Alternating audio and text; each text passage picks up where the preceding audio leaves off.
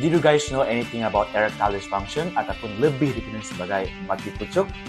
Baiklah, pada video kali ini kita akan menerangkan beberapa fakta menarik berkenaan dengan mati pucuk. Hai, saya Gibson selaku konsultan daripada klinik Dr Inder dan mari kita saksikan bersama. Jom! Wait, before we proceed, I will give you a few seconds to like, follow, and subscribe our social media. Are you done? Alright, let's go! Did you know ED can affect men of all ages? Not just for older, but nowadays, even young people ada mengalami masalah mati pucuk. Stress and anxiety adalah antara penyumbang utama kepada erectile dysfunction. Jadi, relaxation is the key. A healthy lifestyle can prevent ED.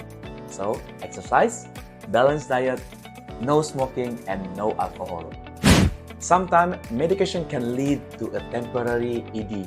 Jadi, before we consuming any medication, always consult with the doctors.